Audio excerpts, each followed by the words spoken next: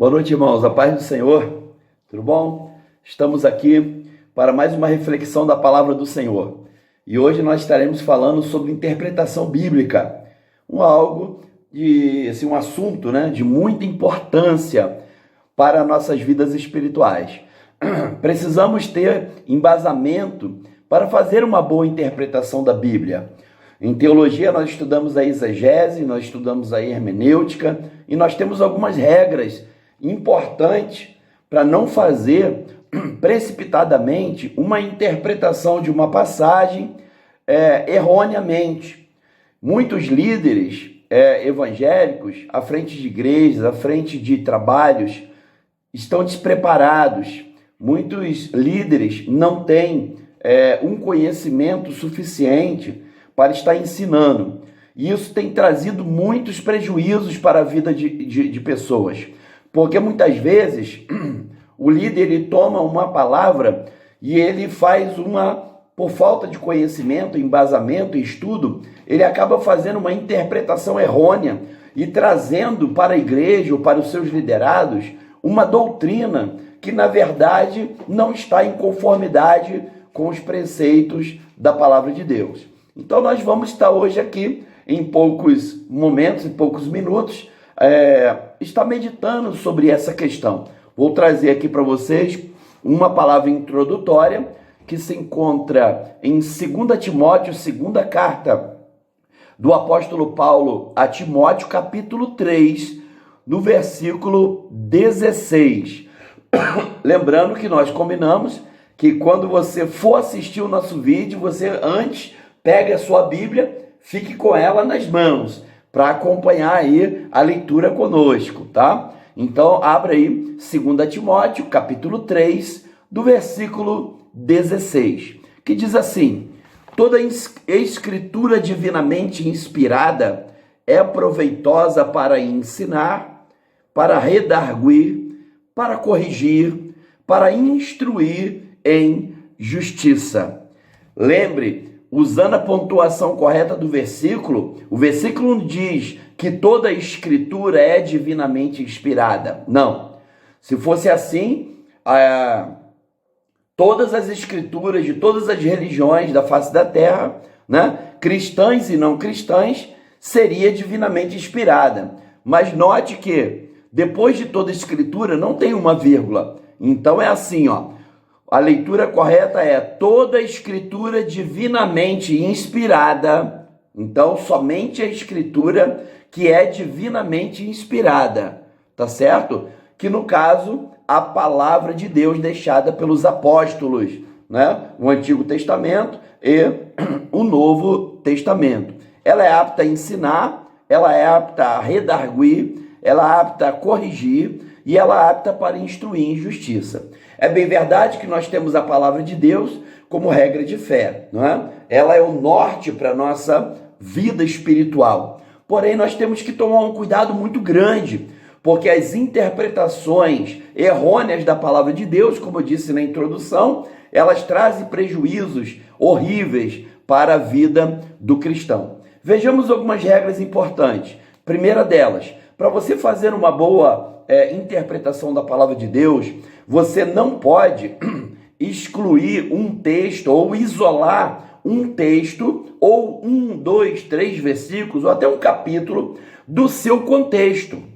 Porque se você fizer um isolamento de um versículo ou de um capítulo ou apenas de uma passagem, se você isolar isso do contexto que ele está inserido, você pode trazer uma doutrina errada. Então, uma regra da hermenêutica, uma regra de interpretação o texto sem o seu contexto, ele acaba virando um pretexto para a heresia, tá? Assim acontece com muitas seitas que abrem a Bíblia e mostram para as pessoas frações, dos seus escritos, e através dessa fração do escrito, ele transforma ali uma heresia, tá?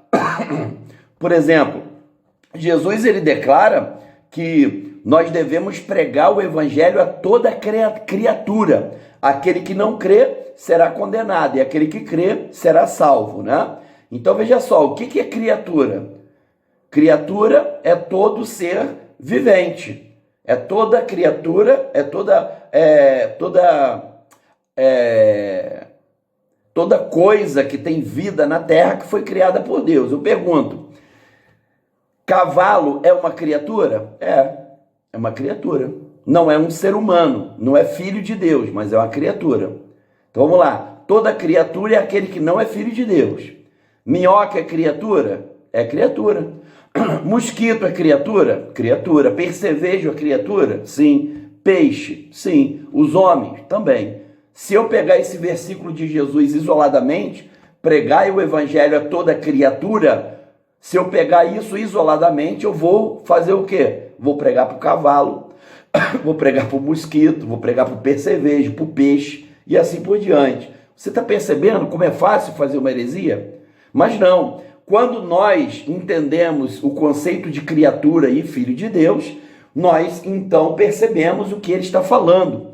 Jesus também declara que todo aquele que crê nele, todo aquele que aceita, né? A Bíblia fala, todo aquele que entrega a sua vida a Jesus, todo aquele que aceita Jesus Cristo como seu Senhor e Salvador, ele tem o poder de se tornar filho de Deus. Então ele deixa de ser uma criatura para se tornar filho de Deus.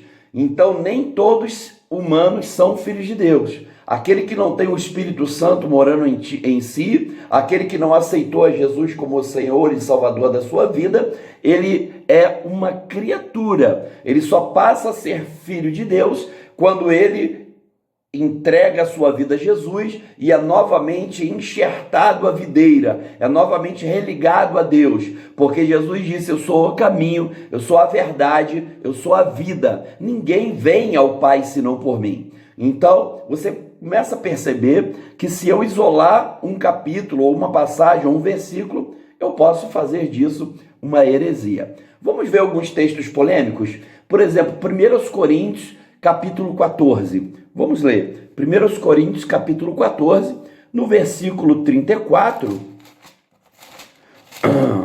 Vamos abrir aqui. 1 Coríntios 14, do versículo 34, diz assim, ó. Versículo 31, para ter um contexto. Porque todos podereis profetizar, uns depois dos outros, para que todos aprendam e todos estejam consolados. 32. E os espíritos dos profetas estejam sujeitos aos profetas. 33. Porque Deus não é Deus de confusão, senão de paz, como em todas as igrejas dos santos. Observe o 34. As mulheres estejam caladas nas igrejas, porque lhes não é permitido falar, mas estejam sujeitas, como também ordena a lei. Tá? Então, olha só, o versículo 35 fala assim, e se querem aprender alguma coisa, interroguem em casa os seus próprios maridos, porque é indecente que as mulheres falem na igreja. Você vai encontrar também em Coríntios, o apóstolo Paulo falando que as mulheres não podem usar brincos, não podem usar adornos, não pode cortar o cabelo, tem que usar um véu sobre o rosto. Você vai ver muitas dessas passagens. Aí você pergunta, pastor Flávio, mas e aí? Está escrito na palavra de Deus. Entenda uma coisa, o que eu falei na introdução, cuidado, não é porque está escrito que é assim, tá? Eu preciso entender o contexto. Uma outra regra de interpretação. Quando o apóstolo Paulo escreveu isso? Para quem ele escreveu? E por que ele escreveu? Todas as vezes que você lê uma palavra, que você lê uma fração da Bíblia, faça essas perguntas. Quem escreveu, quando foi escrito e para quem foi escrito? E claro, o porquê foi escrito. Se você satisfizer essas perguntas, a passagem bíblica ela vai trazer para você um ensinamento, uma resposta muito diferente do que salta aos olhos, por exemplo, nessa passagem. As mulheres caladas. Nós não temos hoje pregadoras, missionárias? Nós não temos hoje diaconisas na nossa igreja? Nossas irmãs em Cristo, professoras de escola dominical? dirigentes do culto de oração, cantando no coral, ensinando as crianças. Não temos? Bom, então está contrariando a Bíblia, pastor? Não, claro que não. Vamos entender. A igreja de Corintos, por exemplo, ela era situada numa zona portuária da cidade de Corinto, num porto onde atracavam os navios. E ali tinham muitas prostitutas, tinham muitas mulheres que se prostituíam, que vendiam seus corpos e usavam na época roupas exageradas. Por que no porto? Porque ali chegavam os navios e os navegantes, os viajantes, elas pegavam ali aqueles viajantes para vender os seus corpos em prostituição. Como a igreja de Corinto era situada próxima a esse porto, algumas irmãs das igrejas, da igreja de Corinto, elas passaram a se contaminar com os hábitos daquelas mulheres. Então andavam vestindo roupas indecorosas, exagerava no seu adorno, nos seus enfeites, nos seus cabelos, nos seus trejeitos, e era uma igreja problemática. Se você ler toda a carta de Coríntios, primeira e segunda, você vai ver que o apóstolo Paulo está exortando a igreja de Coríntios o tempo todo. E quando ele fala aqui, é porque as mulheres já estavam se posicionando de uma forma indecorosa dentro da igreja. Muito falatório, insubmissas, não mansas, não é? Falando alto, não querendo se submeter à liderança da igreja de Corinto e principalmente aos seus esposos. Então o apóstolo Paulo ele vem dando um freio à igreja de Corinto. Ah, pastor Flávio, o senhor não me convenceu ainda. Isso aqui eu discordo. Você quer ver uma coisa interessante? Uma outra passagem de Coríntios. 1 Coríntios capítulo 11. Vamos ver. 1 Coríntios capítulo 11. E o versículo 23 em diante vai falar assim, ó. Porque eu recebi do Senhor, também vos ensinei. Na noite em que foi traído, ele tomou o pão, tendo dado graças, ele o partiu e disse, tomai e comei. Isto é meu corpo que é partido por vós, fazei isto em memória de mim. E aí ele continua, semelhantemente, depois de cear, ele tomou o cálice. Pastor Flávio, mas isso aqui é Santa Ceia. Sim, está em 1 Coríntios. Se eu falar para você que a maioria dos líderes lê 1 Coríntios na Santa Ceia e não deveria ser lido 1 Coríntios, essa passagem. Você sabia disso? Pastor. Pois é, por que, pastor Flávio? Se você ler o contexto, todo o contexto de 1 Coríntios 11, você vai ver por que o apóstolo Paulo leu essas passagens aqui da Santa Ceia. Vou ler para você os versículos anteriores, tá ok? Olha, 1 Coríntios, versículos antes, eu li para você o 23 em diante. Agora eu vou ler 17 ao 22. As dissensões na ceia dos irmãos, é o subtítulo, o modo de celebrar a Santa Ceia. Versículo 17, o apóstolo Paulo falando para a igreja de Coríntios. Nisto, porém, que vou vos dizer, eu não vos louvo, porquanto vos ajuntais não para melhor, senão para pior. Porque antes de tudo eu ouço que quando vos ajuntais na igreja, há entre vós dissensões, e em parte eu creio. E até importa que haja entre vós heresias, olha, heresias, para que haja entre vós heresias, para que os que estão com sinceridade se manifestem entre vós, de sorte que quando vocês se ajuntam no lugar, não é para comer a ceia do Senhor, porque comendo cada um toma antecipadamente a sua própria ceia. Assim um tem fome e o outro embriaga-se. Não tendes porventura casas para comer ou para beber? Ou desprezas a igreja e envergonhais os que nada têm?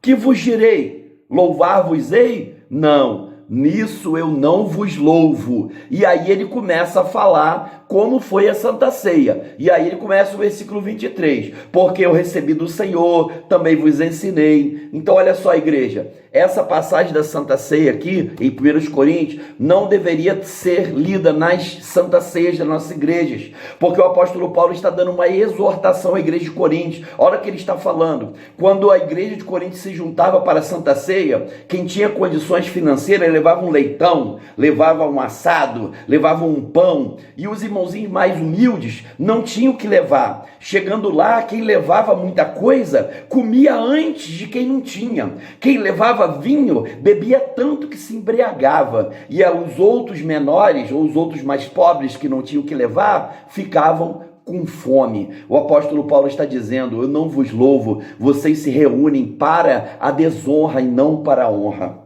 Você está percebendo? Ué, pastor, mas então, qual a passagem que eu leio na Santa Ceia?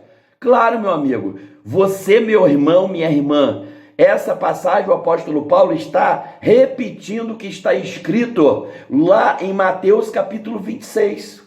Lá em Mateus capítulo 26, por exemplo, tem outras passagens no Novo Testamento, mas em Mateus 26 tem aqui um momento da Santa Ceia que Jesus está presente. E é lá que deveria ser lido no momento da Santa Ceia, não 1 Coríntios 11.